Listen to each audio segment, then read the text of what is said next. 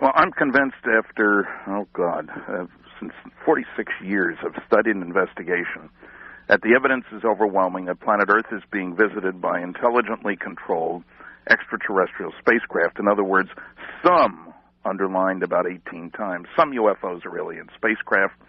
Two, we're dealing with a kind of cosmic Watergate, meaning some few people within major governments have known since July 1947 at least that some UFOs are alien spacecraft because of the recovery of two crash flying saucers and alien bodies in New Mexico.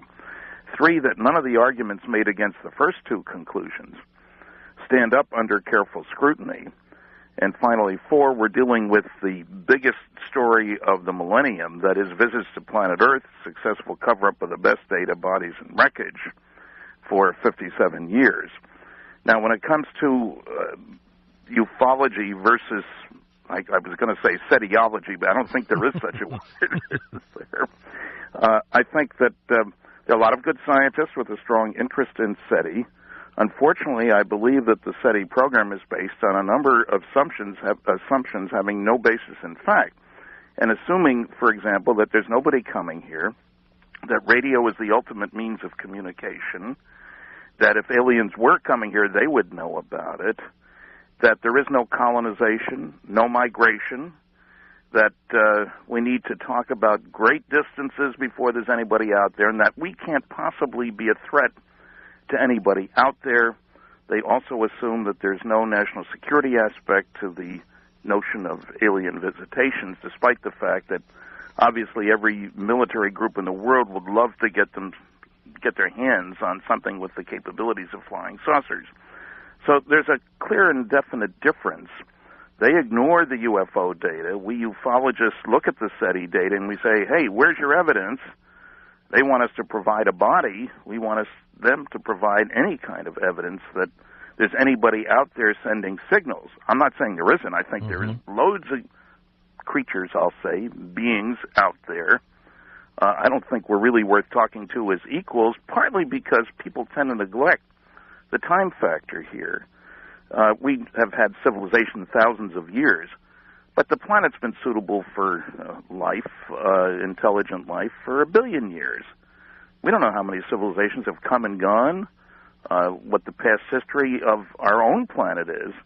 And for all we know, some of the nearby stars, I'm only interested in the local neighborhood, small-town guy, within 54 light years, 1,000 stars, of which about 46 are similar to the sun. Within that small distance, there are stars that are 1 billion years older than the sun. The notion that they're stuck at either chemical rocket productions or radio for communication is, to me, silly. Okay, Seth, let's get your take on the possibility of life in the universe and UFO visitation. Well, let me just, I'll try and be succinct here, George. Let me just say that, to begin with, Stanton and I actually do agree on one premise here, which underlies the whole discussion, and that is the possibility that there may be other intelligent life in the galaxy. Obviously, Stanton believes that. In fact, he thinks they're buzzing the countryside. I agree that intelligent life is not such a rare phenomenon that we would never find evidence of it in our neighborhood. I think that it's a frequent enough phenomenon that we can and that we will. I think where we disagree is first on many of the things that Stan said about the SETI program. I hope that we'll get into this. I hope that it won't become a debate between me and Stanton about, for example, Roswell, because, as Stanton would be very quick to point out, I am not an investigator of ufology, as you call it. That's not my bag. I'm an astronomer. And we're doing an experiment to try and prove that we have some cosmic company, if you will. I would say right off, we have not found that evidence. And I think that's an important difference between me and Stanton.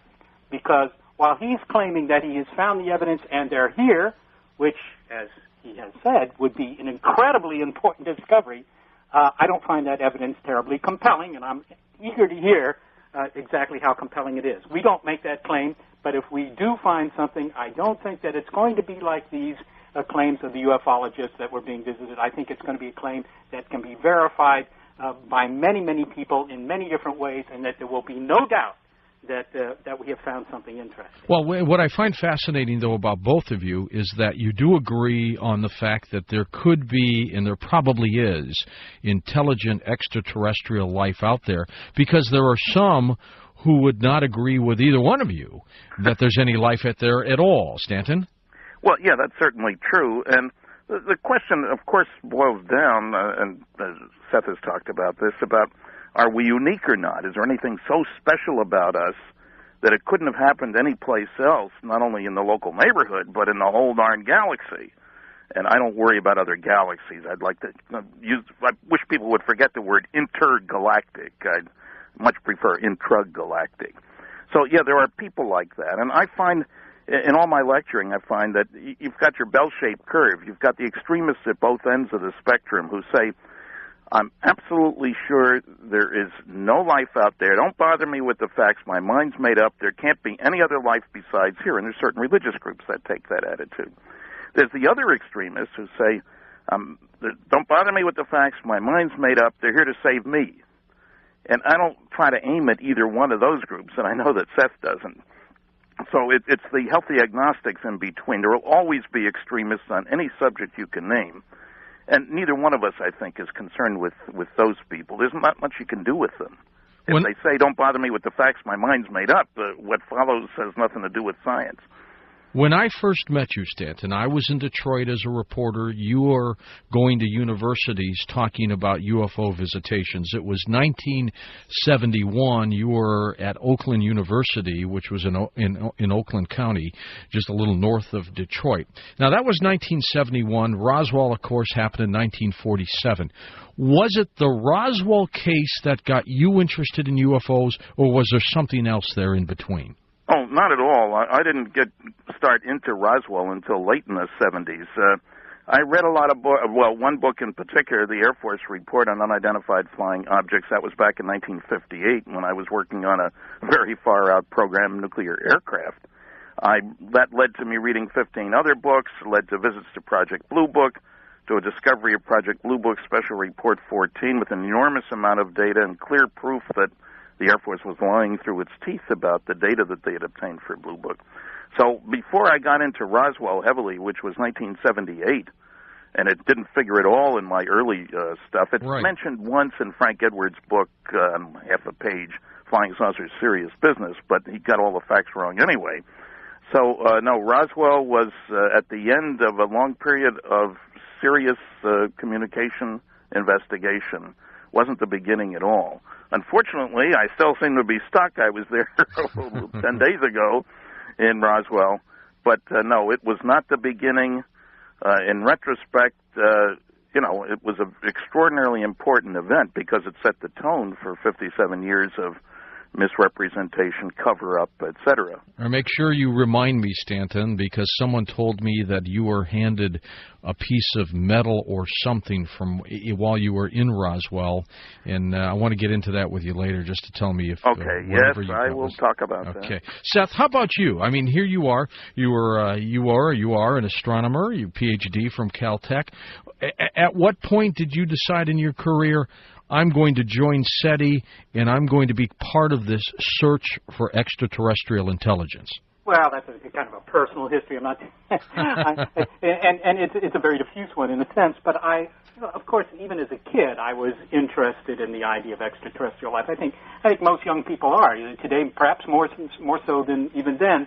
And when I was interested, of course, that was before the Civil War, I think. But in any case, when I was a graduate student, actually, and using radio telescopes to study galaxies, a book had come out. It just had appeared.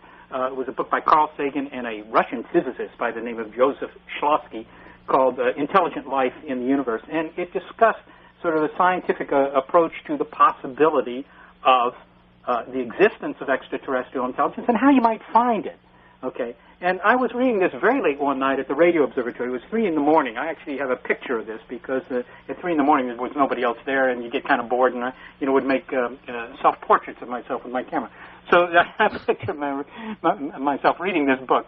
But in any case, what occurred to me was that the very instruments that I was using to study galaxies could be used for interstellar communication.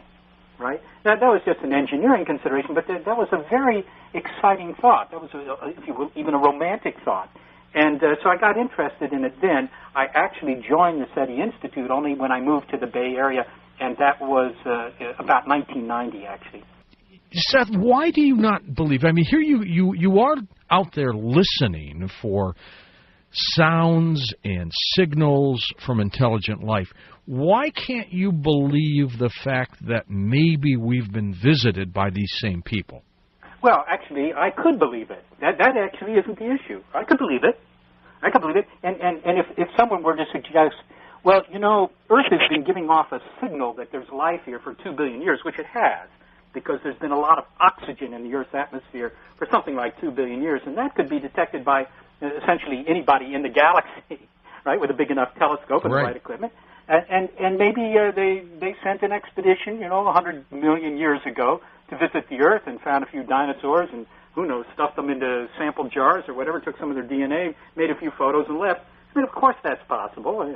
That's possible, right? Interstellar travel is not impossible, doesn't violate physics, could have been done. But on the other hand, that would be very difficult to prove. Now, if you're going to make the claim that, well, now, wait a minute, they've not only, they have visited us in modern times, actually within our lifetimes, they've done that. Well, that's a very interesting claim. But if they've done that within our lifetime, then there must be some evidence. There must be some compelling evidence. And I honestly do not believe that evidence is very compelling. And in fact, in that opinion, I seem to be on the side of, well, let's say, for example, science museums. If you go to your local science museum, they don't have too much on alien visitation, even though everybody would be terribly interested in that. Now, why is it that they don't have that? Well, what are they going to show? What is the evidence? And that's where I get hung up, because if you're going to say that they're here, doggone it, that evidence ought to be fairly irrefutable. Yes, it is. Well, I think it is refutable. In fact, it's to me like the Indians of North America having some doubts in 1492 that European ships were visiting our continent. They didn't have those doubts. The Spaniards didn't sail back and forth 3 miles offshore for 57 years teasing the Indians. The Indians knew that they were here. Well, the evidence is indeed absent, if you will, from the books on SETI. There's no question. And I would agree with you that most museums don't carry any evidence about flying saucers. Part of the problem, of course, is the laughter curtain, the fear of ridicule that keeps scientists from wanting to get involved. No, Stanton. This is the most interesting thing that could be discovered. Fear of ridicule just doesn't fly. I don't buy that. Well, I have talked to many scientists who say you can't use my name. I wouldn't dare to let my name used if I were to handle a sample like we briefly touched on. We'll talk about more later. Sure. But beyond that, look at the references at the back of your books, at Carl Sagan's books, at Drank's books. There's no indication they've looked at any of the large-scale scientific studies. In Demon Haunted World, Carl Sagan's last real book, his main source of information about UFOs, and he touches on the subject throughout, and I deal with this in a chapter in my book, Top Secret Magic, MAJIC, his main source of information seems to be Weekly World News. He doesn't talk about Project Blue Book Special Report 14, a large-scale scientific study done by Battelle Memorial Institute. It's as if it didn't exist, and it was under Air Force contract, not ufology contracts, if you will. People talk about the Condon Report. You do in your, not the current book, Cosmic Country. Is that right? Yep. That's the name of it. Exactly. Yep. In your previous book, you mentioned the Condon Report, but you don't mention that a special UFO subcommittee of the American Institute of Aeronautics and Astronautics says one could come to the opposite conclusions on the basis of the data in the report from those of Dr. Condon. And his phenomena with 30% unexplained cases is certainly worthy of further study. Two areas, Seth in his latest book, Cosmic Country, says, how come they haven't landed and why aren't they seen on radar? When in fact, Ted Phillips in Missouri has over the last, 35 years, collected more than 5,000 landing trace cases. These are not crop circles, let me immediately state that, from 75 countries. So they have landed often and in a lot of different places. And he doesn't talk, it's as if the radar cases didn't exist, but the multiple witness radar visual sightings, such as those investigated by Dr. James E. McDonald, the professor of physics, upper atmosphere was his bag, at the University of Arizona.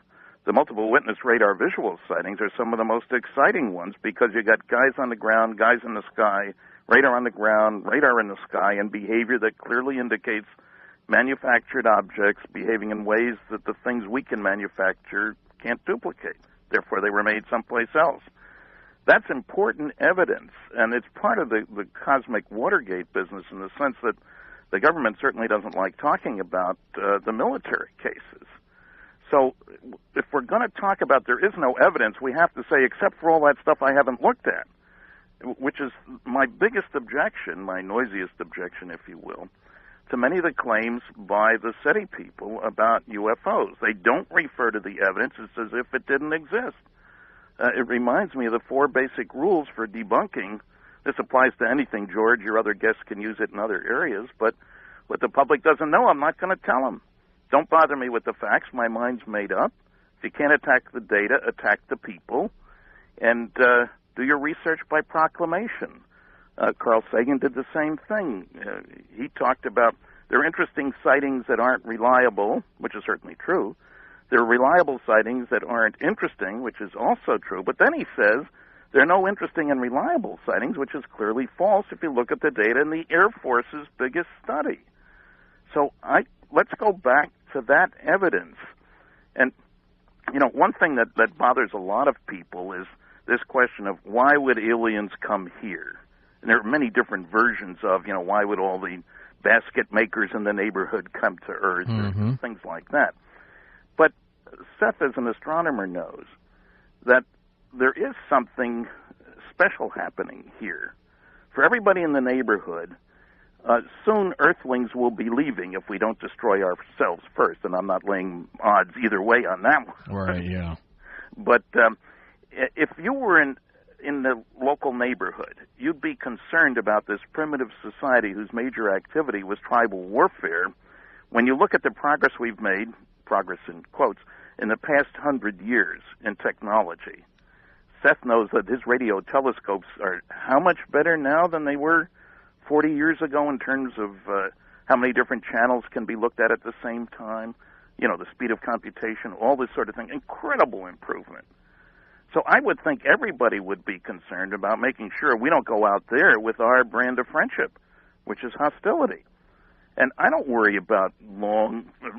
Seth in his book, not the last one, but the one before, says it's very unlikely that they'll be within, that our neighbors, if you will be within hundreds of light years. How can you say unlikely unless you got a catalog of where everybody is?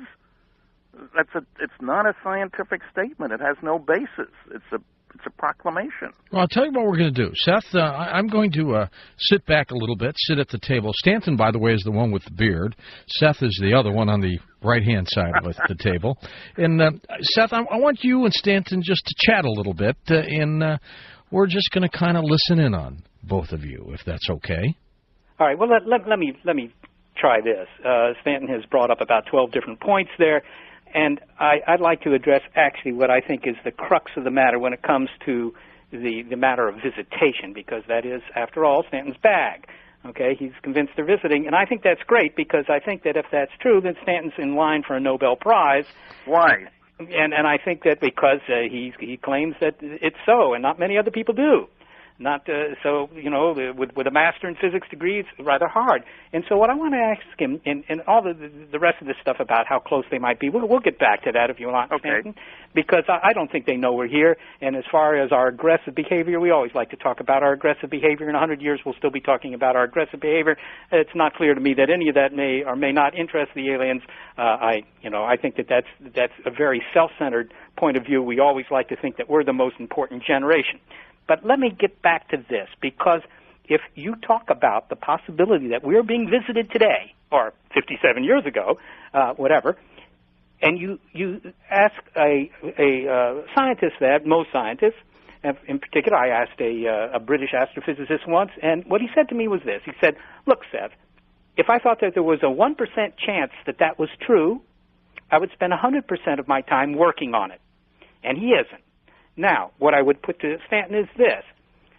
Give me your best case. Don't quote these old reports from many years ago. I'm glad that they're out there, and in fact, none of them seems to have convinced the scientific community. So that suggests that something's missing in those reports, and the reports aren't being made today. It doesn't seem. You don't have big teams of academics that are writing big reports. So my question to you is: look, bottom line, tell me the best evidence you have that we're being visited today. Seth, you just said something that's quite extraordinary. Because the academic community isn't looking at it, that means it doesn't exist. No. 1% probability? How many of the people who make those claims have studied any of the evidence? I don't mean the tabloid stuff now. I don't think that tabloids are not a good source of information on any subject. But they don't all have to study it for it to become accepted as there true. Have been a dozen PhD theses done. I give credit to those professors who did. Well, Stanton, answer my question. What's the best evidence? Give me your best evidence. The best evidence is the cumulative effort of lots and lots of people, the Condon Report, Project Blue Book Special Report 14, the congressional testimony of a dozen scientists, including Carl Sagan, incidentally, the book UFO Evidence by Richard Hall, which has hundreds of good cases. Look, you can't wait a minute. Flying saucer events, if you will, it's sightings in the same bag as astrophysical theory or practice. We're talking about behavior involving intelligence. We're not talking about reproducible laboratory situations. We're talking about something much close to, let's say murder, automobile accidents, aircraft crashes, where you can't reproduce, where you have to study after the fact. And that's what we have to do with flying saucers. No, I can't bring an alien into the laboratory. Sure wish I could. We wouldn't be having this discussion. Can you bring a saucer into the laboratory? What? You've said there have been thousands of landings. Yes, and I have done laboratory testing on soil affected by flying saucers. What about the saucers? What are the best pictures of a landed saucer? I don't have any pictures of landed saucers. I've got lots of pictures. There have been thousands of landings, and nobody thought to take a picture? I've talked to a cop who was standing outside his vehicle in Northern California. Saucer went right over the vehicle, and he told me very sheepishly, he said, look, I always have a camera in the car, because of accidents and things like that. All I was concerned with is what the heck is this thing doing? After it went by, why didn't I take a picture? Now, we have plenty of pictures at a more reasonable distance where there's no, let's say, immediate threat. There are gun camera pictures. There's some at the National Archives. We have the kind of evidence that you'd expect if you're dealing with intelligently controlled craft doing things under their control. They're not landing in the middle of, let's say, Yankee Stadium. I'm a Dodger fan. Let's say Los Angeles, the Dodger Stadium, so that everybody can watch and, get your cameras ready, guys. Here they come. That's not the kind of thing we're dealing with. That's why astronomers, in many ways, are much less well-equipped than police officers to deal with reports, evidence, testimony. 90% of court cases are decided by evidence, evaluation of testimony, when you don't have, first-hand witness, the Lacey Peterson case, the O.J. Simpson case. How different they would be if we had first-hand actually, in the Lacey Peterson case, you have physical evidence, and that's what I'm asking you for. Who did what to whom when. But wait a minute. My question was, just give me your best. You want to convince this astrophysicist who says, I don't want to convince an astrophysicist. Why should I? He is concerned about astrophysics. What about our listeners? Tell our listeners then. They're the jury tonight. Tell them what is your best case. What's the best evidence? Why pick out one case? Let's take a multiple witness radar visual sighting down off the Gulf of Mexico. Got the crew of a military airplane. They see this strange thing, if you will. I'll call it a UFO. What the heck? That's the easiest way. They see this on their radar. They see it visually. Guys on the ground say, what's that up there? We see it on the radar. And it circles around. It does all kinds of things. This lasts for an hour. What am I supposed to do with that? Say these guys are all crazy. No, I can't say that. Look at the best cases involving military pilots. Look at NARCAP. I don't know whether George has had Ted Rowe and Dick Haynes of NARCAP on. I don't think I have. National Aviation Reporting Center for Anomalous Phenomena. They're headquartered on the West Coast, and they collect reports from pilots, almost all of whom are very wary of being identified because they know what happens to people who I say that they've had a UFO sighting. Nobody's going to fly my airline is sort of the approach.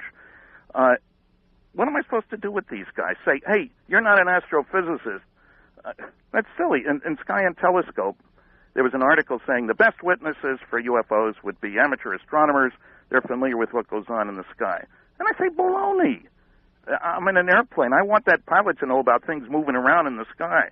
I don't care if he knows about a comet going by a few 100 million miles away. I want him to know about things moving under intelligent control. That's what we're talking about here, where we can't control it. Okay, so Stanton, the answer, if I can summarize your answer here, is that the best evidence is witness testimony by lots of people. Plus the physical trace cases, the 5,000. Now, I had tests done on soil from Delphos, Kansas, almost 25 years ago. And what was in the soil that you couldn't find in some soil elsewhere? That much higher levels of soluble minerals in the soil that was in a ring. Soluble minerals. You want to tell me what that is? Calcium, sodium, all the normal stuff that's in soil. However, calcium, sodium, there's plenty of that in any soil out in my garden. Now, wait a minute, Seth. They ran tests on the affected soil, the soil in the ring, and control samples from nearby.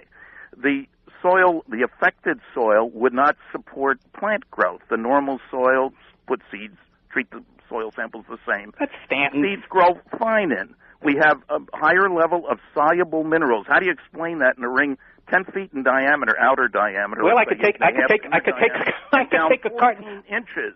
All right, I could take a carton of Morton salt outside, make a ring 10 feet in diameter, and nothing would grow in it. And if you did an analysis, you would have soluble salts. You would have it. And so wait a minute. That's so easy to do. If you look at the specifics of the case, there's no way tell me what they are, Stan. Could affect the soil down 14 inches in a ring a little over a foot wide, 10 feet in outer diameter, compared to soil that was nearby. You're going to give them a special ray gun to treat that soil? No, you give them a bucket and you dissolve some water in it and you pour it. It's pretty straightforward. The soil won't absorb moisture. Glad you mentioned water, Seth. When you compare the two samples, and I use slides of this in my lecture, won't absorb moisture. The ring soil won't absorb any moisture. The normal soil makes instant mud. Now, this doesn't happen just once. It happens all over the world. There is a consistent picture of people seeing strange craft, strange to us anyway, sitting on the ground and then taking off, and after the craft is gone, there are physical effects on the soil. Sometimes there are footprints, sometimes it's dried out. Like I say, down 14 inches, it's a pretty neat trick to do that, especially in a place that gets quite ample rain and on a farm. So there are lots of these cases. Okay, there's a whole fat report, half-inch thick, if you will. Wait, hang on there, Stan. So let me summarize where we are now. The best evidence is witness testimony, photos made from great distance. I don't know if you consider that part of the best evidence, and some salty soil samples. Am I right so far? Well, you've left out the radar visual cases. Well, wait a minute. The radar scientific studies that the SETI specialists refuse to look at. You've left out the abduction cases. You've left out all the relevant evidence. Instead, you've got a sort of comic book picture of what flying saucers are all about. Some nut out in the field seeing some crazy thing happening and then running off to the local newspaper, look what I saw. That's not what ufology is about. It's not what I said either. And in fact, by the way, to say that the SETI specialists refused to look at it, I think is a completely unjustified charge. You don't look at our SETI experiments. Everything you write about SETI... I look at your SETI stuff. You guys don't... How can you in your book say... How come they haven't landed when they have? No. How come why aren't they seen on radar when they have been many times? No, all you look at in our SETI work is when we talk about UFOs. You don't look at our SETI experiments, and yet you blame the SETI experiments, the SETI experimenters, the SETI researchers, for not looking at your UFO evidence. Now, are you checking out... They make proclamations about the absence of evidence. And you make proclamations about SETI. I have one right in front of me here. You want me to quote it to you? Sure. Okay, it says here... The SETI specialist saying, we'll build some radio telescopes and listen for signals. And undoubtedly, once the signals have gone out far enough, because of course they wouldn't know, they being the aliens, wouldn't know that we're here until they picked up our signals. Well, you all know that Columbus waited to get a smoke signal from the Indians before he set off on his voyages of exploration. Well, many SETI specialists have said they won't know we're here. Yeah, exactly. I just said that. I said they won't know we're here, but this is a complete misreading of what SETI does. It sounds like, well, SETI is waiting for our signals to reach putative civilizations and then for them to broadcast in our direction. That's clearly untrue. No, okay? What it's saying is that SETI specialists don't think they will know we're here until they've picked up our signal. Which specialists are those?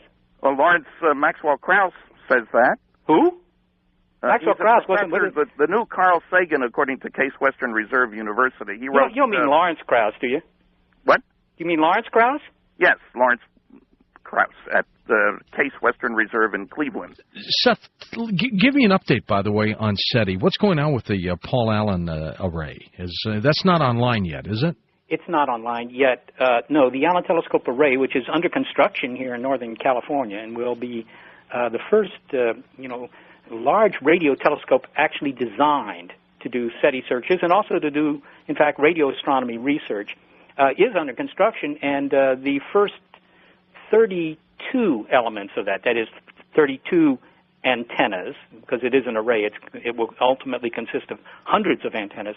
The first 32 will be operational this fall, and we'll be starting a survey of the galactic plane, which is to say, what you see with your eye is the Milky Way, and it pays to scan that part of the sky first because, of course, there's a very high density of stars in those directions. So that will begin this fall. How many blips have we gotten so far through SETI where you guys went, oh my, we might have something, and then you realized later on, no, you did not? Well, you get signals all the time.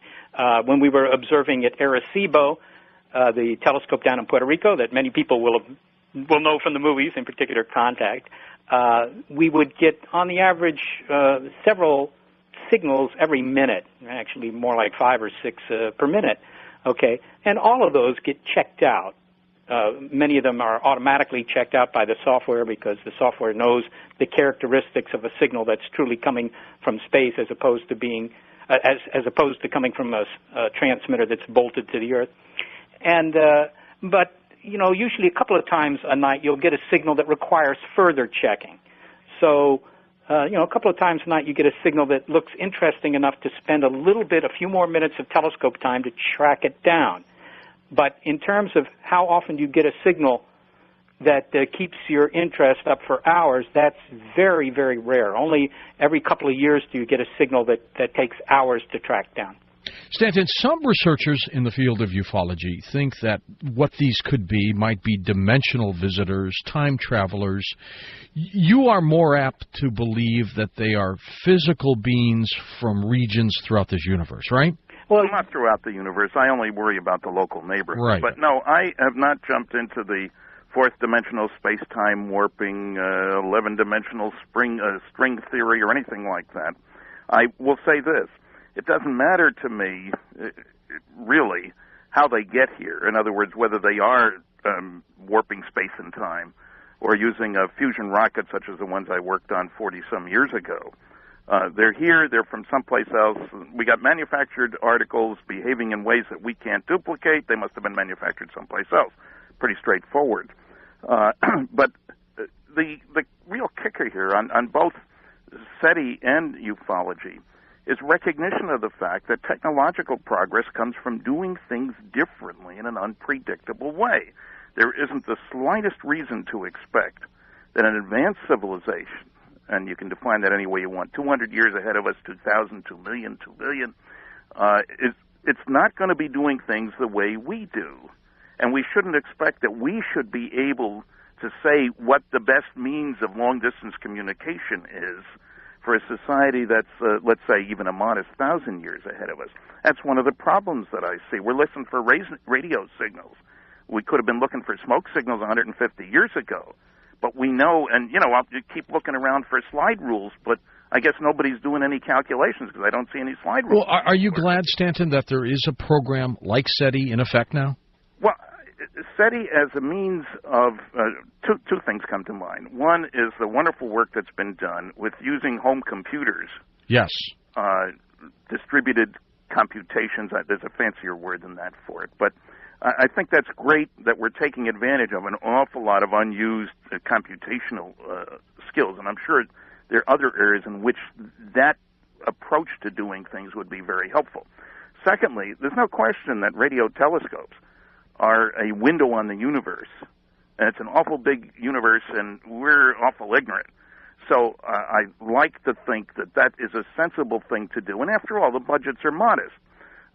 We're not talking huge amounts of money. Seth was talking about the Hat Creek Observatory.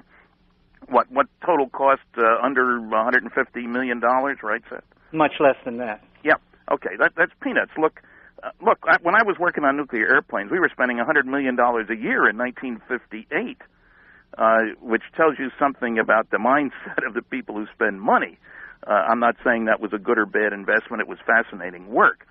But what I'm saying is that technology developing new technology is a good thing. But the notion that we already know how aliens are going to communicate or how they're going to travel is something else, or how they're going to behave. And it's been my observation that SETI people seem to think they have the inside track on how aliens would behave and on what their technology would be. And I say there's no reason for saying that at all. Seth has mentioned astrophysicists. There weren't any astrophysicists working on the nuclear rockets when I was working on them, or on the fusion rockets, or on nuclear airplanes. What about Freeman Dyson? He headed up the project. Freeman Dyson is an astrophysicist. What? Freeman Dyson? Does the name mean anything to you? He wasn't. Of course it does, but he wasn't working on the large-scale programs. Oh, he worked yes, a little bit on the nuclear propulsion. Yeah, but not the big nuclear propulsion programs. He was looking at Project Orion wasn't a big one. I thought it was. No, it wasn't. Like I said, we were spending $100 million on nuclear airplanes in '58. The nuclear rocket engine. This was a nuclear rocket. But this is a bit beside the point, because I think that what Stanton is trying to say here, and if I paraphrase you incorrectly, Stanton, I'm sure you'll correct me, is that SETI is making a mistake in its approach because it's assuming that radio is a means of communication that extraterrestrials might use. Am I correct? It's assuming it's the only means of communication. No, but that's false, Stanton, because it isn't the only way we search. All right, you're clearly not optical. SETI too. Okay, I'll buy into optical. That's an indication we're aware that somebody could build lasers that we could observe from here, which is kind of neat. Okay, so what techniques would you suggest that we should be using that we're not? I'm saying I have no idea what aliens would use, and you guys don't either. No, because a cop finds a man who's crawling on his hands and knees under a traffic light, and he says, "What are you doing down there?" "I'm looking for my keys." "Well, where'd you lose them?" "Well, over there." "What are you looking over here for?" "The light's better here." Because but people Stanton, can use the tools that they have to listen for radio signals has nothing to do with whether anybody out there is stuck at the level of radio. Yes, but Stanton, that's a very peculiar kind of argument, because the suggestion that we should look for, if I can use this term, electromagnetic radiation, in other words, radio or light, as a signaling device, is based on the physics we know. The physics we know, and this is a high school physics calculation, in fact, will prove to you that radio, in fact, is the least expensive way of sending a bit of information from one star system to the next. It's the most efficient way. It's the least expensive in terms of the energy required. And that we know about. Well, yes, indeed, you're quite right. There could be all sorts of physics that we don't know about that might allow you to do this some other way. But you can't do an experiment with physics you don't know. I hate to point that out, but it is true. And it's also a bit analogous to telling Chris Columbus, forget these wooden ships. You're never going to discover anything like that. Why don't you sit around for 500 years, and they'll invent jet planes, and you can cross the Atlantic in 6 hours eating bad meals. You could also say, do that, but why are you going over there? You haven't had any signal from them to indicate there's anybody there. But that was something you were saying before the hour, that SETI is predicated on the idea that they will know about us and consequently signal back. But that is not a SETI premise. You mentioned, Michael Krauss, you met Lawrence Krauss at Case Western Reserve. Lawrence Krauss is the head of the physics department at Case Western Reserve. I happen to know the guy. He's not a SETI scientist, and I've never heard him say that. Who else? Who in the SETI community? Well, who in the SETI community has said that? That what? They won't. That we should wait until our signals get there before we have any hope of hearing anything from them. No, he didn't say we should wait. He said they wouldn't know, for example. Well, that's his opinion. That's fine. But he's not a SETI researcher, and you said that this is a SETI assumption, and I have to challenge that because you say a lot of misleading things about SETI, and I'm sorry, but I do have to challenge that. Are you saying that SETI is not assuming that they are using radio? I'm assuming they're using radio, but I'm not assuming that they've picked up any of our radio because, after all, our radio signals have only been going out for about 50 or 60 years since we've been able to generate high-powered, high-frequency transmissions. Well, within 50 or 60 light years, there are, as you point out, a few thousand stars. Okay, but on the other hand, if we're going to pick something up, we can only count those stars that are at maximum half that distance. Yes, of course. Okay, and that's 1/8 of the stars. So we're talking about a few hundred stars. Well, nobody would do an experiment if they thought, look, our only hope is that there's a civilization somewhere around the nearest couple of hundred stars. That's an extraordinarily small number, and that would mean that there were billions of transmitting civilizations in our galaxy, and as optimistic as I am about the existence of extraterrestrial life, I don't think that there are necessarily billions of transmitting civilizations right now. If you are interested in extraterrestrial intelligence as opposed to picking up electromagnetic signals, and I'll include optical and radio quite correctly, as you point out, then one should be studying the UFO evidence. We have strange beings. Well, but we count on you to do that, Stanton. We count on you to do that. That's your bag. No, you don't. You ignore what we do. No, I don't ignore what you do, but I'm asking you, and that was what really was my point in the last hour, was that you tell me, as a skeptic, because I am a skeptic. I mean, that's why we're debating here. But you're not a debunker. I'm not a debunker. I'm not out there to debunk you. I just want you to convince me with your best evidence. And so far, what I've heard is testimony by witnesses, which is physical trace cases. Yeah, lots of cases, but a lot of cases doesn't mean that the testimony is any more convincing. I want, witness testimony, as anybody who goes to a court of law knows, is not always reliable. The second thing is you say we've got rings of bits of ground that are salty, but of course I could take my bucket of water filled with Morton salt and go create that myself, and you say the ground didn't absorb water. Well, where I grew up in Virginia, the ground didn't absorb water either, but it wasn't due to aliens. It was simply due to clay.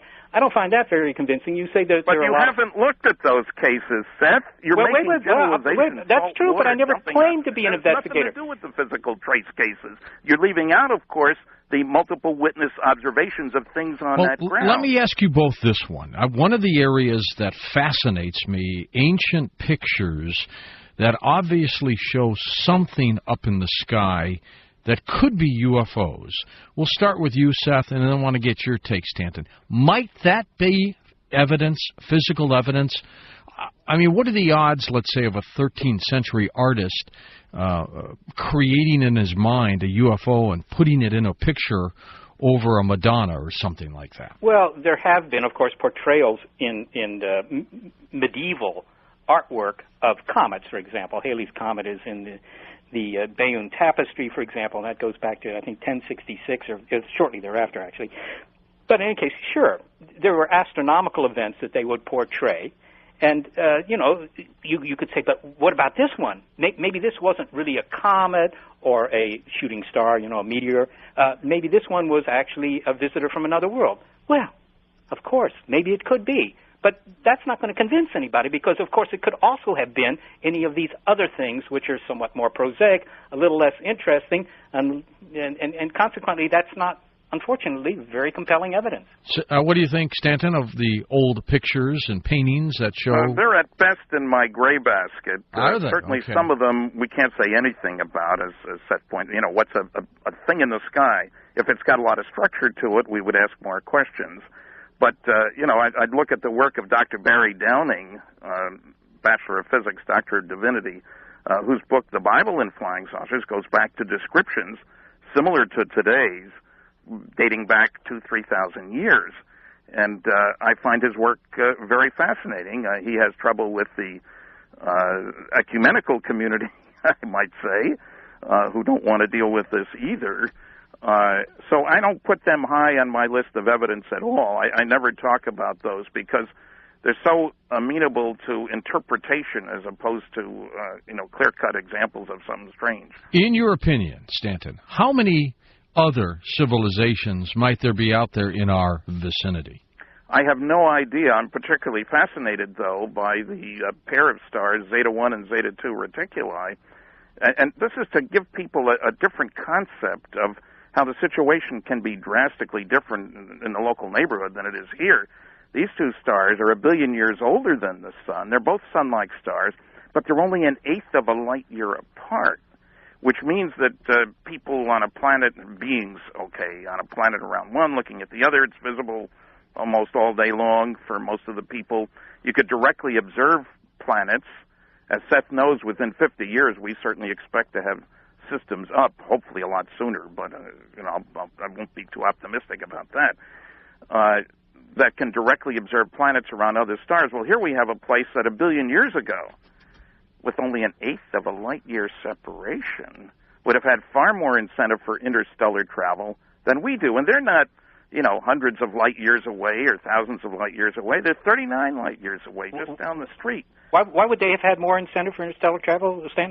Because they got a neighbor close by. Well, that's true of more than half the stars in the galaxy. Most of them, you mean double stars? Yeah.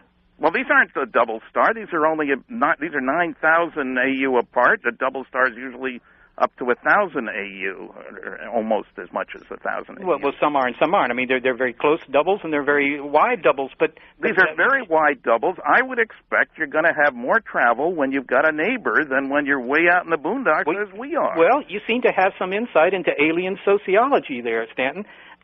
I'm almost as bad as the radio astronomers who think they know how aliens would behave. I don't know. I don't know why you say that, but maybe you'll tell me.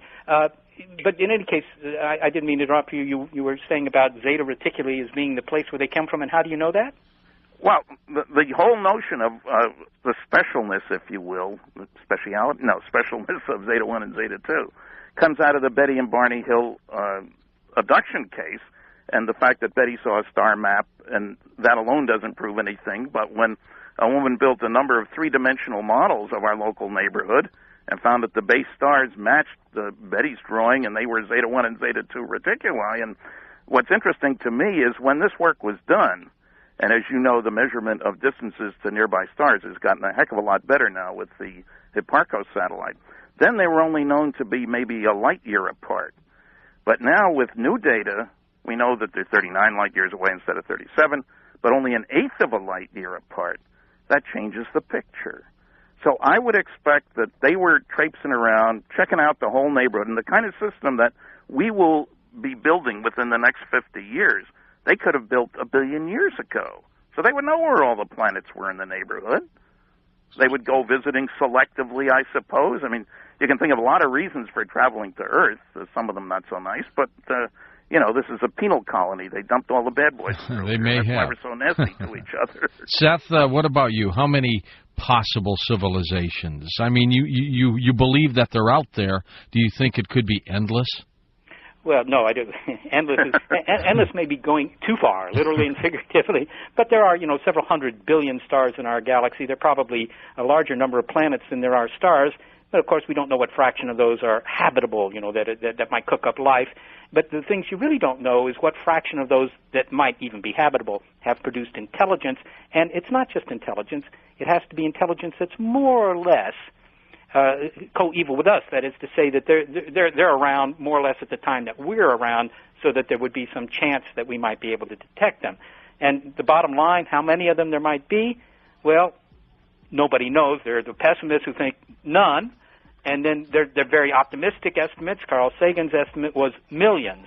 Okay, so if you take sort of the logarithmic average of all that, so you say, well, we don't really know, but the average of the estimates is on the order of 10,000 in the galaxy. Wow. Okay. That's a lot, but that means that the nearest extraterrestrials are about 1,000 light years away, which strikes me as a long way to come just to buzz the countryside. Right. That's a nice, easy round. We're coming back now for round 3. Both of their coaches, by the way, are now saying go for the knockout.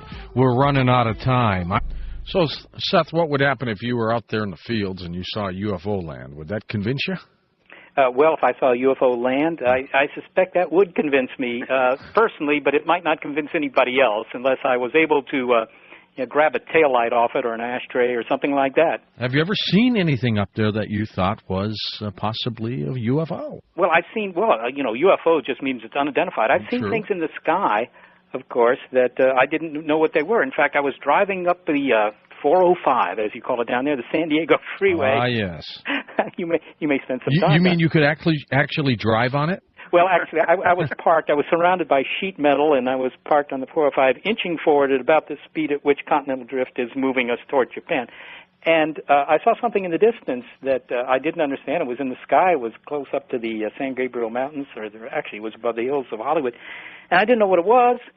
But 3 hours later, when I had moved forward about 15 miles, I saw that it was a blimp.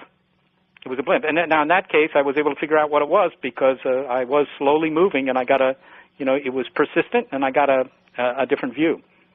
Excellent. How about you, Stan? Ever see anything up there unidentified? Nothing that I would call a flying saucer. Remember, my lectures, flying saucers are real, not UFOs are real. But I need to point out something. Seth just came up with some numbers, 10,000 civilizations in the galaxy, average distance 1,000 light years, and then it was nearest one 1,000 light years. That's dartboard physics. We have information on one civilization, if you call this a civilization, and I will for tonight's purposes, in one solar system, and somehow we can extrapolate that for the whole galaxy. And remember that completely excludes colonization and migration. So if one civilization got started and planted colonies hither, thither, and yon, these SETI calculations don't take that into account at all. So put numbers on a dartboard, throw a dart. We have 10,000 civilizations. Somebody else does it. Today's number is 1 million civilizations. That's silly. We got 200 billion. What's a good number, Seth? How many stars in the galaxy? Well, actually, maybe 400 billion. But, actually, Stanton, there may be an occupation for you in hospice care because you're very good at putting things in my mouth, in particular words. You didn't say 10,000 civilizations, right? No. Have at it, guys. By the way, 14 minutes to go. Have at it. This is the last round. You might as well both go for the knockout. Have fun. Okay, well, I'll let Stanton finish his swing here, and then I'll finish my thought. What I'm saying is that there have been a myriad of calculations about how many civilizations in the galaxy, using the Drake equation as kind of a basis for that. But there's no science supporting the Drake equation. We have no way of knowing what fraction of stars have planets, and what fraction of those planets develop life, and what the lifespan is, which, of course, is a crucial number in the Drake equation calculation. I'm saying if we look at the evidence, there's no reason to say they're not 39 light years away from here, that there may be bases, the equivalent of gas stations, if you will, throughout our local neighborhood. We're the most behind, if there is such a term, system in the neighborhood, for all I know. So the 10,000 number has no validity at all. And to say that the nearest one is 1,000 light years away is silly. When I lived in the Bay Area, I once calculated the average distance to the 10 largest metropolitan areas in the country was like 1,500 miles. But the nearest one was 20 miles away. Okay, so average distances don't mean anything. Well, Stan, let me just take that on a bit before you go on further there, because actually what happened was that George asked me for an estimate of how many civilizations might be in the galaxy, and I said, well, nobody knows, of course. And indeed, that's the point of SETI, is to try and find out something. Now, to say that the Drake equation is a complete guess and we don't know how many stars have planets and so forth, well, that's not true. We have some indication. We have lower limits on what fraction of stars have planets because we've been finding planets. We found more than 100 of them. Yep. So we have some statistics there. But we don't know how many civilizations are out there. That's quite true. And if you just look at the range of guesses, and they are guesses that have been published. You have from 1, Earth, that's it, to, as I say, Carl Sagan said millions. Yep. And that's kind of the range of guesses. And I said, so the average of that is on the order of 10,000, which would mean that the nearest civilization is 1,000 light years away. And you could be right. Maybe the nearest civilization is 39 light years away. But that's not the issue now, is it? The issue is, do we have the evidence for that? SETI differs from ufology in this very crucial point. That is, if we don't claim that we have found ET, you do, we don't. If we do make that claim, if we say we have found a signal, there won't be a debate about it here on Coast to Coast AM, much as that would be an interesting thing to do. What would happen is that everybody with a radio telescope and every other kind of telescope would be able to point in the direction of this thing because the evidence would be in the sky. No cover-up, don't have to worry about those nefarious feds freeze-drying and stacking up the evidence somewhere. Mind you, apparently every other country has done the same thing. I don't quite know how they've done that. They all have a common interest in doing that, of course. Oh, they do, don't they? I mean, the Bolivians have covered it up, and the Iraqis and the Paraguayans and the Bulgarians. By gosh, either that or only, the aliens only land in the U.S. for some peculiar reason. But that wouldn't be the case in the instance of a SETI detection. Everybody with a telescope could verify whether what we were saying was true or not. That's the difference. And that's a very important difference. So I'm just trying to understand your... But remember, Seth, what if the civilization died 1,000 years ago? The signals could still be coming out, couldn't they? Of course they could be. And in fact, I could read Julius Caesar, and Julius Caesar died 2,000 years ago. Doesn't mean he didn't exist. So what? What I'm saying is you don't know whether what you're receiving is a signal from let's say, an ongoing civilization as of the time the signal was sent. It could have been left there as a beacon, for whatever purpose, or right. Because somebody destroyed somebody else, and whoops, oh well, let it go. That's perfectly fine with me, Stanton. I have no problem with that. Then we've discovered the beacon. The point is, it was built by some sort of thinking beings, and that's so the are the point. Vehicles that are coming here, Seth. Well, so we're the vehicles that are coming here, all right, and then leave. We've got big ones, we got small ones, we got fast ones, we got slow ones. The military has been chasing them for ages. Talk to the pilots. I hope that George will have somebody from NARCAP on who will talk about more than 1,000 reports that they have. I will do that. Well, from Stanton, pilots, because it sounds like you sound like a used car salesman. We got big ones, we got small ones, we got them in all sizes. Since you are convinced that they're here, and I'm trying to summarize the evidence over the past hour and a half, 2 hours and a half now. That was a below-the-belt hit, by the way, Seth. That will be not allowed. Okay, there's nothing wrong with used car sales, by the way. I have relatives that do that. But I'm trying to summarize the evidence that you've presented so far, and that is you admit anecdotal, and we've got rings of salt on the ground, and you said there have been radar sightings. Now, of course, radar sighting. Radar visual cases, Seth. There's a difference between that and saying, "Oh, there's a blip on radar." Oh, my God! Okay, so we have spacecraft. That's not what we're talking about. Okay, so we had the radar sighting. Now let me ask you this, because this to me is, I think, a very important point. If you talk about astronomy research, and that's after all sort of the game I've been in for a while, we learn things. We have new knowledge all the time. In 1947, if you asked, well, what do we know about planets around other stars? And the answer was, not much. In fact, zip. We had some ideas about what they might be like, but we didn't know anything. Now we know quite a bit, actually. All right? There's been an advance in knowledge. Now, you're claiming that aliens somehow came at least 39 light years. Let's say 39 light years, and that's that's about 220 trillion miles. Okay, they came, and then in the last 500 feet somewhere over Roswell, New Mexico, they made a navigation error and crashed. They didn't have any problem with it. That's not at all what I'm saying, Seth. That's why I mentioned big ones and small ones. There's no reason at all to assume that what crashed in Roswell and out near the plains of San Augustine just came here from Zeta Reticuli on its own. We have aircraft carriers that carry 75, 80 small aircraft that work by entirely different principles, that look entirely different, and behave entirely different. We have motherships, pardon the terminology. All right, Stanton.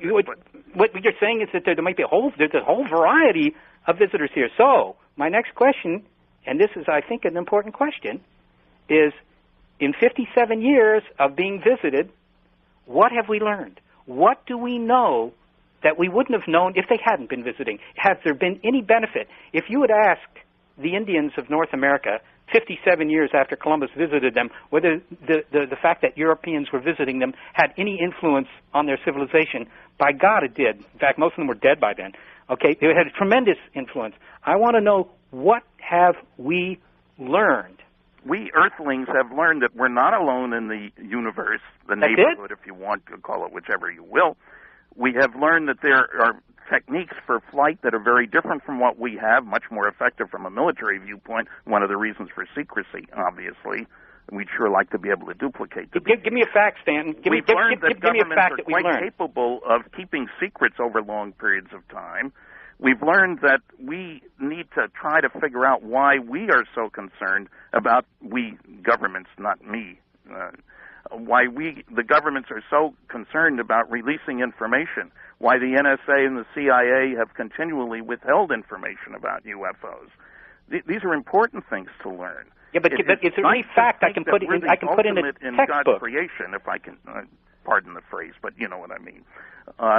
But if somebody's coming here, they obviously know more astronomy and more nuclear physics than we do. Well, good. But have we learned any of that? Why would you share your secrets with a primitive society whose major activity is tribal warfare? Convenient. Isn't that too convenient, Stanton? You've got to admit, that's awfully convenient. Doggone it, they came here, but really the best evidence is being secreted away. And yes, they know a lot of things that we would like to know, but doggone it, they don't want to tell us. Why would they want? Do you give young children, guns to play with? They do in Texas. I'm sorry, I shouldn't have asked the question that way. But why would an advanced civilization share its secrets with a primitive society? So I know that Morrison has said, as soon as we hook up on the intragalactic radio network, they will transmit to us the secrets of the universe. Why? Nobody in his right mind would give us advanced technology. We're not to be trusted with what we've got. I mean, look, you're saying let's say less than $100 million a year on radio telescope, radio astronomy. And collectively on this planet, we'll spend $1 trillion this year on things military. I don't know what the latest number is because it's kind of a moving target, because we are concerned with targets rather than with people and learning about the universe. There's a big disparity there is what I'm saying. So we have to take things as they are. They're coming here. They don't seem to want to land in the middle of any big stadium. The government knows they're coming here. I've talked to loads of former military people who have been involved in multiple witness, radar visual cases, lots of communication. 4 airplanes going up, 3 coming back after UFOs. Uncorrelated targets, that's the fancy word. We can't say UFO to the military. Clearly indicate that there's a lot of stuff going on that the public doesn't hear about. By definition, that data is born classified. We don't get weekly reports. How many times do we scramble jets after UFOs? Let me give one comment, a quote from a government document. General Carol Bolender, whose memo back in 1969 was responsible for the closure of Project Blue Book in agreement with the Condon Committee's recommendations earlier that year. He's talking about they haven't contributed anything to science, and I'm not disagreeing with him there. Then he says, reports of UFOs which could affect national security are not part of the Blue Book system. And he repeats it when he says the Blue Book is closed, the public doesn't have a place to report. However, as previously noted, reports which could affect national security will continue to be investigated with the procedures set up for that purpose. That's JNAP 146 and Air Force Manual 55-11. Now, what does that mean? I talked to General Bolender. No question. If there are sightings, for example, at a SAC base of saucers moving down the runway where nuclear weapons are stored, that's of national security interest. What you and I see standing out on the street corner, or even on the 405, crawling along the 405, is really of far less interest. So there's a real world out there, and there's the artificial world set up by the noisy negativists, as I call them, that ignores all the implications of all of this stuff.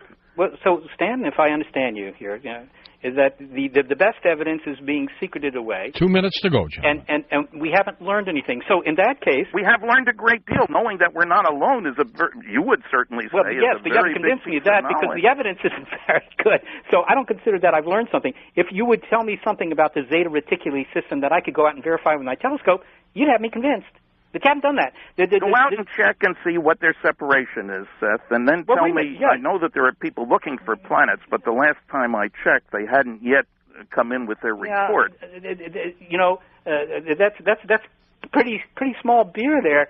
But let me just reiterate the fact that the evidence is kind of poor because the best evidence is held from our eyes, and we haven't learned anything. So it sounds to me like the argument for UFOs is an argument from ignorance. It's an argument from the lack of information because the aliens don't want to tell us anything interesting, and the government has managed, in some sort of unprecedented efficiency, to hide all the best evidence. Well, in that case, I guess maybe what we ought to declare is that, yep, the UFOs really are real. They're all alien spacecraft. But guess what, folks? It has absolutely no effect on your life because they don't want to tell us anything and we haven't learned anything from it. We've learned a great deal. Maybe our whole space program is based on some knowledge we learned from noting that round, blunt bodies can move very rapidly in the atmosphere, unlike the X-15, the X-1, the high-speed aircraft we thought was the way high-speed vehicles would look. All kinds of things we may have learned, not by saying, hey, this is from Zeta Reticuli, and that one is from Are you saying that our aircraft reflect alien technology? Is that what you're saying? I'm saying it is quite possible that we have learned a great deal from examination of wreckage from Roswell and the plains of San Augustine that hasn't made its way out into the public notion because we don't want our enemies, and let's face it, the United States has been in a Cold War. It's getting a little hotter these days for a long time now. We don't want to tell our enemies what we have learned. We'd like to know what they know. We set up a secret project. You try to figure out how the darn things work.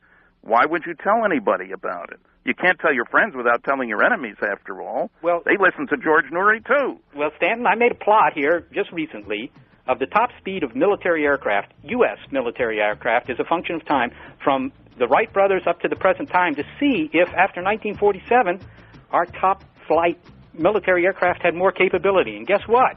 It was a smooth curve. I'm going to break you both up now, guys. That's it. The round is over. Of course, with Stanton Friedman, Seth Shostak, and your phone calls this hour. Stanton, let me ask you, though, when you were in Roswell not too long ago, I'm told somebody handed you a piece of metal. Can you elaborate on that?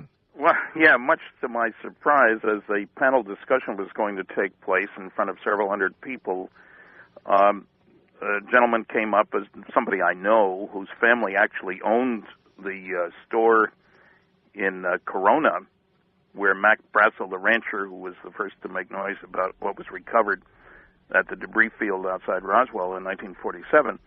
He's been going to conferences, and he and another gentleman, Art Campbell, who's been doing a lot of work on the plains of San Augustine case, happened at about the same time, but way over near where the VLA is now, as a matter of fact.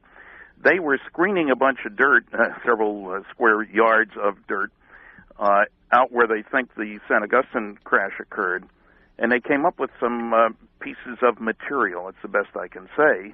And I was handed, to my total surprise, and in front of all these people, which is not the way I would have preferred it be done, this piece of metal in a small plastic bag was about 2 inches by 2.5 inches, maybe less than 1/8 of an inch thick. Didn't weigh much. It was in the plastic bag. There were all these people around. I managed to put it aside and then arrange for it several days later to be shipped to an outstanding testing laboratory, forensic testing laboratory, which is accustomed to doing all kinds of weird tests on weird materials. And I just today, as a matter of fact, late today, got the first report. I'm waiting for the written report, which will be here tomorrow, indicating that it is aluminum. Now, I should add that when I got this piece of material, I was told that other pieces had been tested and showed 24% silicon. Now, 24% silicon and the rest aluminum is a very peculiar material. No standard aluminum alloys have that much silicon. On the other hand, this piece was dirty, call it muddy looking. It certainly looks as if it had been underground for a long time. And in talking to the lab director today, it was clear when you cleaned off the dirt that you got rid of just about all that silicon.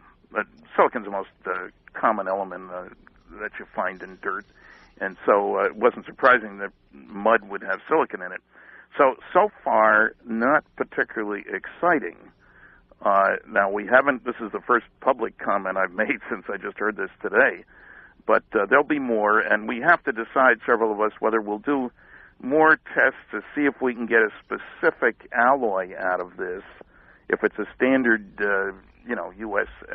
aluminum alloy, which is used in aircraft and all kinds of stuff, and there are rockets that landed out in that part of the plains of San Augustine and so forth, then we can certainly rule it out as having any kind of special origin, unless you want to say that aliens came and made their craft out of material we make, which I'm not ready to say at all. So it was intriguing, it was exciting, it was a surprise. I would like to have seen the look on my face when he handed it to me. All right, let's go to the calls. And when I go to you, if you would direct your call to either Stanton or Seth, if you would. Let's go to our wild card line. Welcome to Coast to Coast. Hi there. Hi, my name's Chris. Hi, Chris. I'm from Tulsa, Oklahoma. My comment is addressed to Seth, but I would like Stanton to hear it as well. Here goes. The anecdotal evidence of UFO sightings is not a few stories. It is a horde that is consistent across the geographical spectrum. Many people who report UFO sightings are perfectly competent citizens, and often a group of people will see UFOs. I and a couple of friends once saw 2 unmistakable in 10 minutes.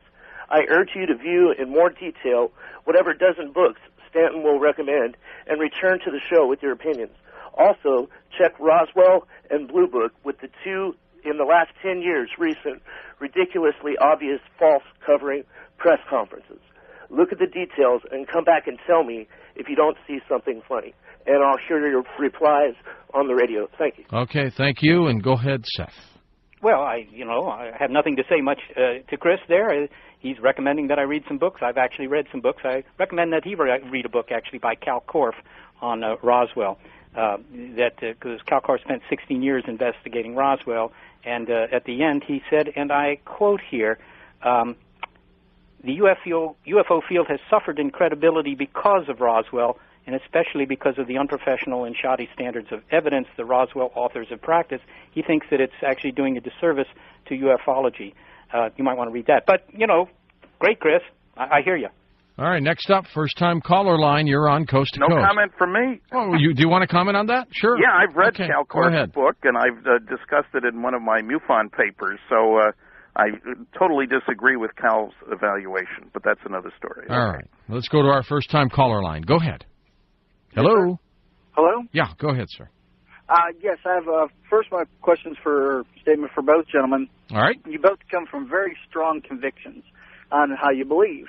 You ever thought about maybe taking aside what you know and then going towards, like Mr. Friedman study from Seth's point and vice versa, and see if that information can further benefit what you're trying to learn, and try to learn further your, I don't want to say experiments, but your,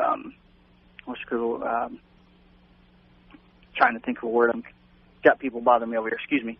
But just try to learn from one another to further your studies.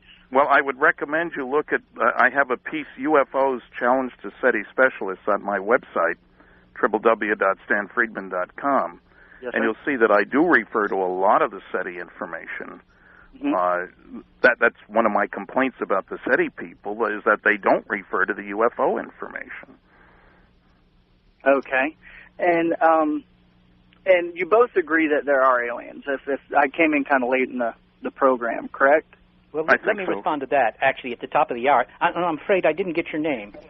Tim. I'm from Panama City, Florida. Sorry. Okay, Tim. Thanks. At the top of the hour, in fact, George asked us both how we felt about the existence of extraterrestrial intelligence, aliens, if you will. And clearly Stanton believes that they exist because he thinks they're here. But I think that they probably do exist. However, strictly speaking, I'm agnostic. That is to say, until we find evidence that convinces me, then we have to say the question is open. I think it's fairly likely that they're there, and that's why we do this experiment that we call SETI. But until SETI finds something, then I can't say that SETI has proven that they're there. Okay. Mr. Seth, have you ever gone and interviewed a lot of the folks that have claimed they've seen the UFOs and have done hands-on research with these individuals to maybe try to not just debunk yourself, but to convince yourself otherwise? Well, honestly, that's not my job, so I don't do that. But obviously I've talked with Stanton, and so I've talked to that. And one other thing, Tim, I do get about once every couple of weeks, I guess, somebody will call me up and relate to me a story of UFOs or alien abduction or something, some interference in their personal lives which they think is due to extraterrestrial. So in that sense, I get first-hand reports from people who claim to have had such experiences, yes. Tim, thanks for your call. So if there was a visitation by UFOs, and we all knew it and saw it and witnessed it, would that kill the SETI project, or would it still continue? Well, I think that if aliens really were proven to be here, and, pardon my presumption there, because obviously from my point of view that hasn't been proven, but if that evidence, I thought there was convincing evidence, and, the scientific world, if you will, was convinced by that, I suspect that would be so overwhelmingly important that the SETI efforts would indeed be, I'm not sure that you would give them the priority that I give them in any case, because clearly, if they're here, that's a lot different than trying to find them very far away. True. And Stanton, would you agree with that? It would change things drastically, yeah, and a lot of it would depend on how the evidence was presented. If somebody said they're here and about to destroy us, then forget radio telescopes. Let's see, how do we defend ourselves? If they said they're here, they want to let us know that there's a galactic federation, we don't qualify for admission yet, and here's a map showing where all the civilizations are, that might rev up the SETI business if there was a means that they could describe to us that we would pick up their signals. In other words, if it isn't electromagnetic and there's a whole new ballgame there, I think SETI specialists would be appropriate for figuring out how to integrate, just as they've gone, to their credit, to the optical SETI program. That didn't exist, 7, 8 years ago, Seth? Something like that. No, there were experiments actually conducted by the Soviets quite some time ago and others, but indeed it has definitely ramped up in the last half dozen years simply because of the available technology. Mm-hmm. Yeah, so if we find out a new available technology, that might put SETI guys out in the forefront of setting up a galactic radio network. George, you'll be all over the neighborhood. You might want to turn that question around and ask Stanton, suppose SETI detected a signal, would that end the interest in ufology? I don't think so, because detecting a signal from out there doesn't mean there's nobody coming here. If anything, it might maximize it even more. Now, whether it would move the government to change what it's doing, that's another story. Let's go to our wild card line. You're on Coast to Coast with us. Hello. Yes, hi. Hi. This is Kristen from West Palm Beach, Florida. Kristen, welcome to the program. And who do you address your question to? Actually, I have food for thought for both of your guests, right, and I would like their response or reaction to it. Sure, go ahead. In my experience, it appears that your guests are looking for ETs in a particular manner as far as their visitation in some type of a craft and in some type of a form. In my experience, ETs actually are not only visiting this planet, but are walking amongst us and are in human form. Well, that's an interesting hypothesis.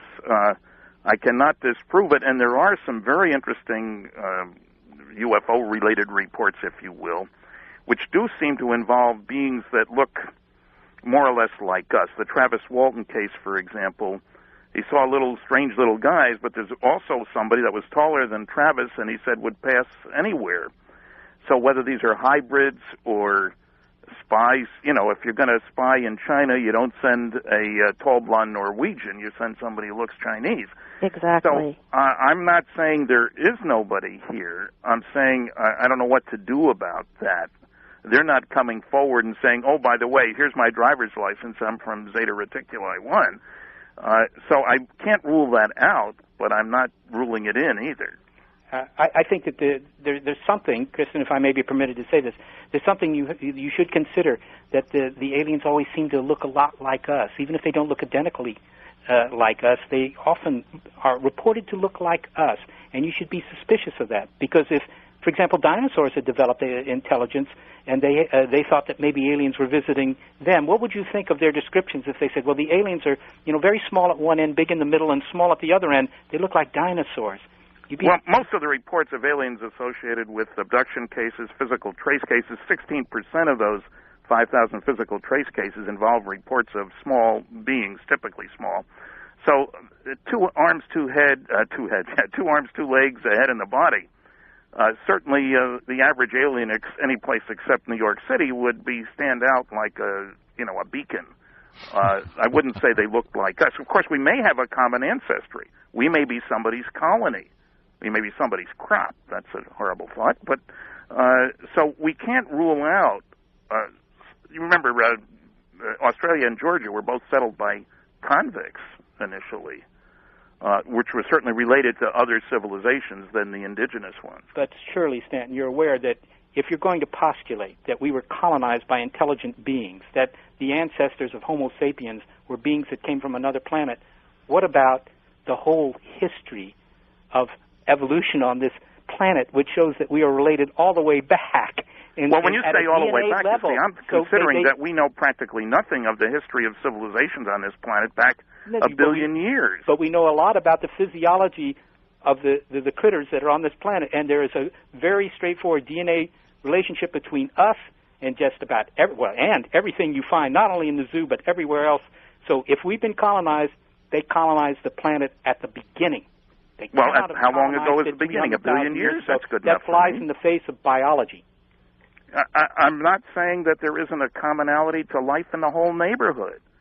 My great-great-great-grandparents didn't live in North America. We got here by colonization, migration, I guess would be yes, but they had to bring everything 4.5 billion years ago, or 3.5 billion years ago. That strikes me as quite a high hypothesis. Let's go west of the Rockies now. You are on Coast to Coast with us. Hi there. I declare it a slugfest and a draw. I have two questions. They are tabulating the results. We'll have them in about 20 minutes.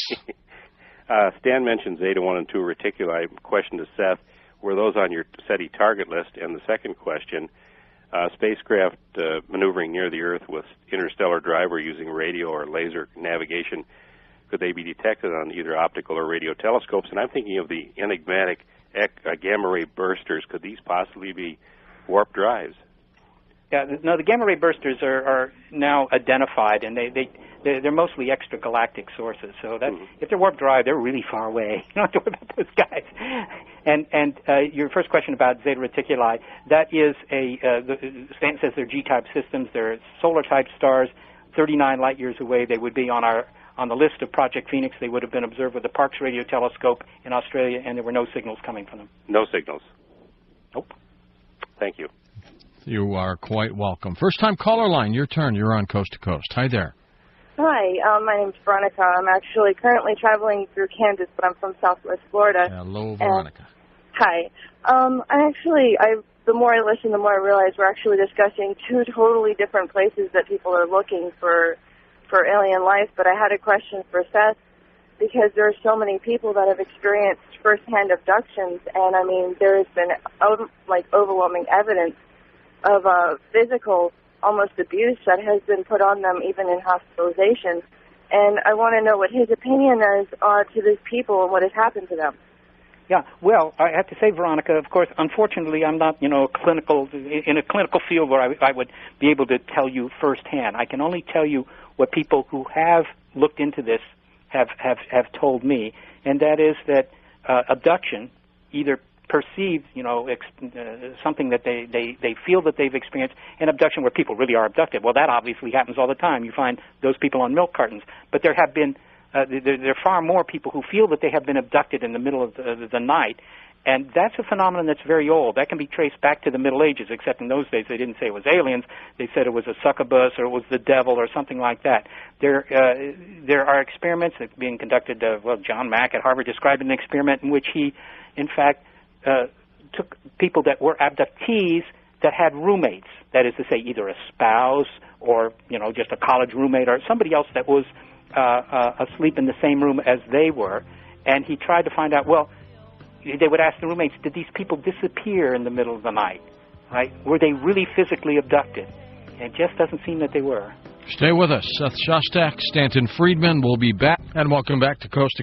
I'm George Norrie, and your calls with Stanton Friedman, Seth Shostak. Stan, do you want to give us your phone number, your toll-free number, and your address? You've got a very special offer for Coast listeners. Yeah, the offer is an autographed copy, personally autographed copy of Crash at Corona, the definitive study of the Roswell incident, my CD-ROM, UFOs, The Real Story, and Volume 2 of Flying Saucers Are Real, a video. It's, I think, 78 minutes long.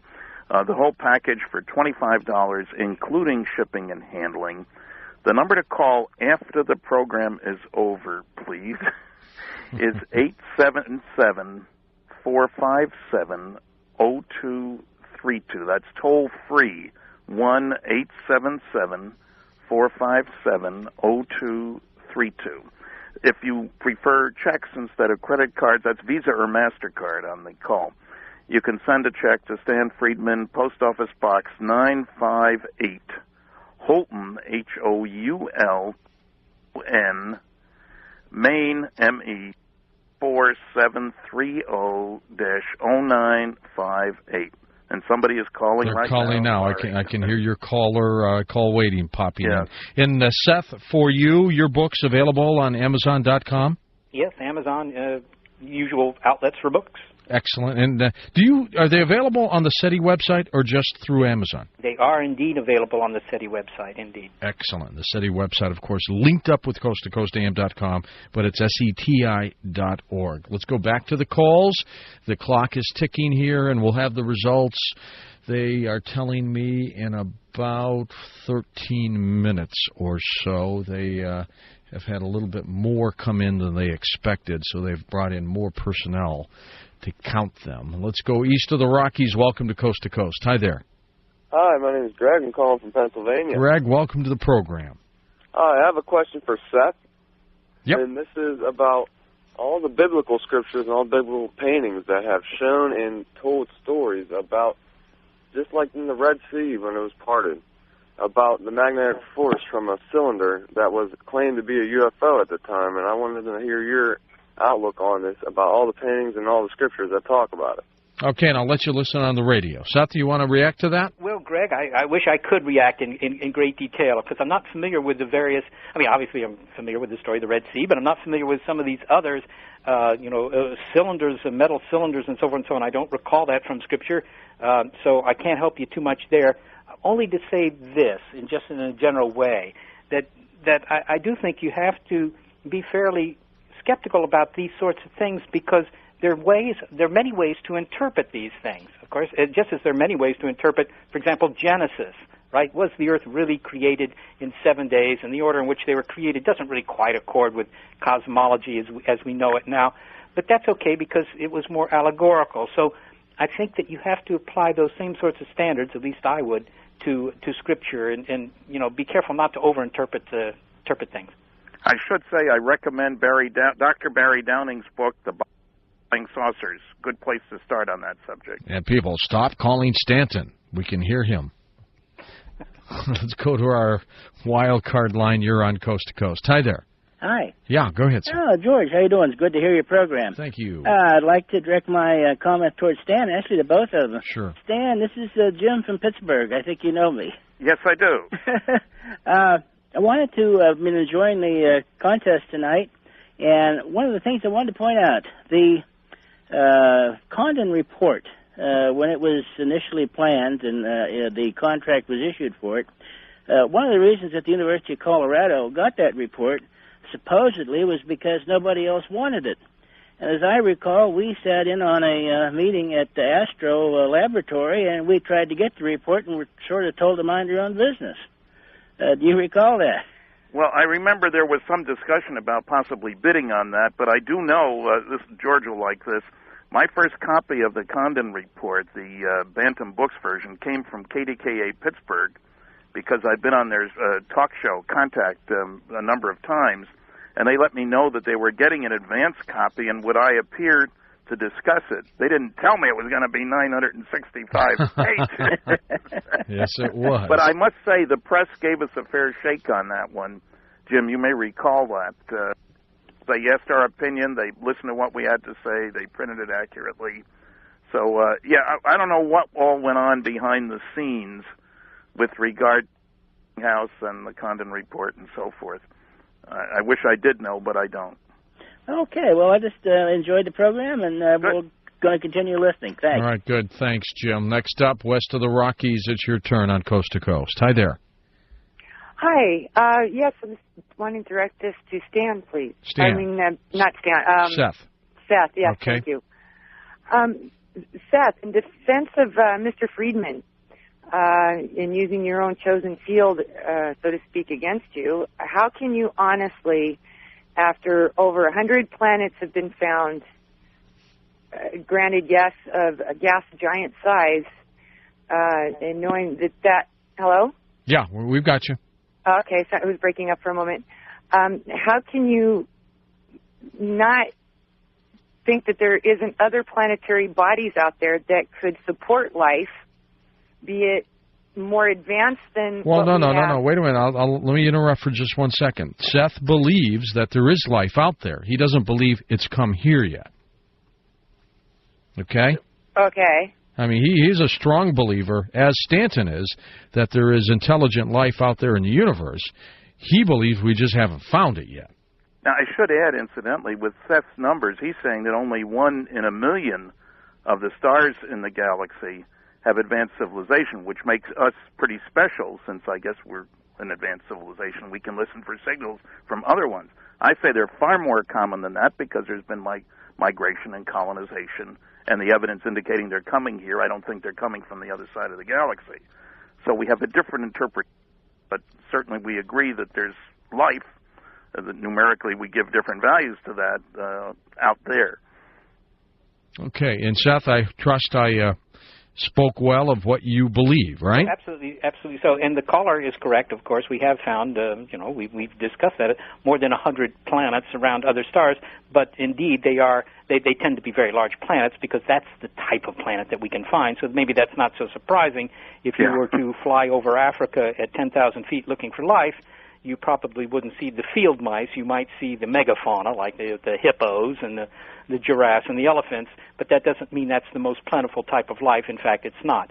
So, I certainly think that they're out there. But on the other hand, as a scientist, you have to say, look, until you have the data, until you have compelling evidence, you have to say, okay, that's your hypothesis. Now prove it. How do you both feel, by the way, of Stephen Hawking changing his views about black holes? Seth, how do you feel about that? Well, that's what you call progress, I guess. Stephen Hawking has changed his views on black holes several times, in particular things like time travel and so forth. The thing is that black holes, of course, represent an extreme situation in nature where you have no forces able to resist the crushing of matter, and so that's where our physics really doesn't work very well. So it's maybe not so surprising that we learn new things when we study black holes. And so I find it very interesting that, the black holes put this stuff back into our universe rather than sucking mass into somebody else's universe. Stanton, you want to react to that? Well, just a quick comment that the whole history of astronomy and astrophysics over the last 120 years has been one of, to their credit, reevaluation of old concepts and changing them. Our notions of how big the universe is, how old the universe is, what are things like on the surface of Venus or Mars. There's a whole host of statements that have been made in the past that turned out to be wrong. It's why when people ask me about far-out theoretical concepts, I say, hey, give me the real world first. The theory is only as good as the evidence we can find to support it.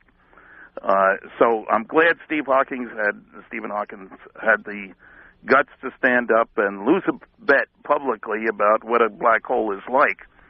But it's a little bit like how many angels fit on the head of a pin. You can have beautiful arguments, and nobody may be right.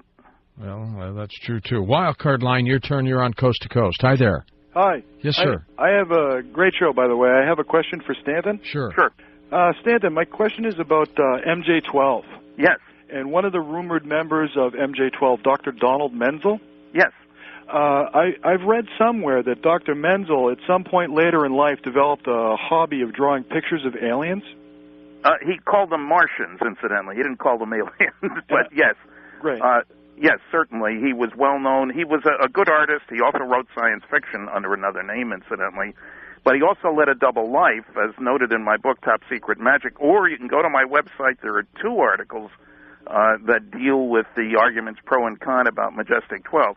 My discovery that Menzel had a longer continuous association with the National Security Agency, more than 30 years as of 1960, as he said to Jack Kennedy. Yes, that Jack Kennedy. Yes. And that he did classified work for the CIA and 30 other companies. He taught cryptography. He was a man, none of that was known in the 8-page appreciation of him that appeared after his death in Sky and Telescope. I didn't like the man when I started my work. I came to develop an appreciation for him and his ability to keep most scientists away from ufology. Well, apparently he was on the inside. And I talked to a colleague of his, and I said, I'm having trouble understanding this. Could he really have, on the one hand, debunked, and on the other hand, been on the inside? And he laughed, and he said he would have loved it, this colleague of Menzel for more than 20 years. He would have loved it. Don felt he was smarter than most people anyway, which he probably was. And so it gave me a whole new view on him. I'd had one run-in with him, and he had said, you can't be a scientist and believe those, at which I laughed, and which he got angry. I was just inviting him to my lecture at Harvard. Incidentally, there will be a SETI conference at Harvard on August the 7th. Now, you can't buy a ticket at the door, unfortunately. Go to planetary.org, and you can find out a lot of outstanding people, although, Seth, I gather you're not one of the speakers at that conference. I'm not going to be going. Frank Drake from our institute will be going. Yes, the top name, Horowitz, is going to be there, and a whole bunch of people. But they're not going to have individual question and answer periods, only to a panel. I haven't decided whether I'll go or not. I don't think they'd ban me at the door if I bought my ticket in advance. Nobody's going to ban you, Stanton. No. Let's go to our first-time caller line. We're getting to the end here. Go ahead. You're on Coast to Coast. Hello, George. It's a pleasure to be on the show this morning. Thank you.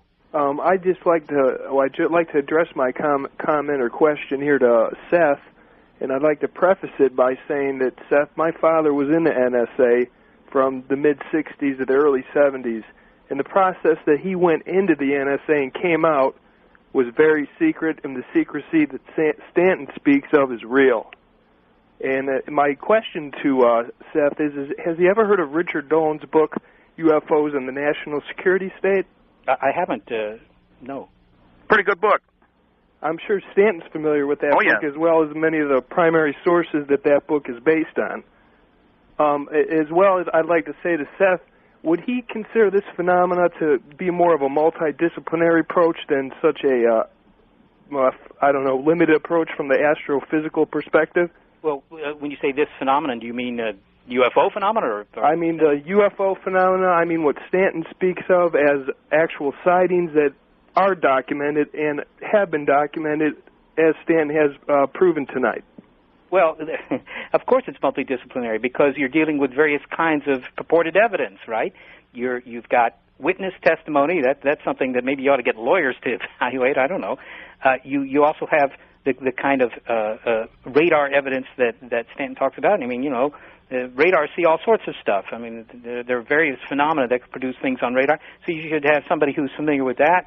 To the extent that there's physical evidence, and I'm appalled that after 57 years, all we have is very indirect physical evidence. But you need experts on that. So of course, yes, you're quite right. It is multidisciplinary. Yes. Now we have the results that they have tabulated, and we're going to give you in a percentage form. I am told the results of the debate.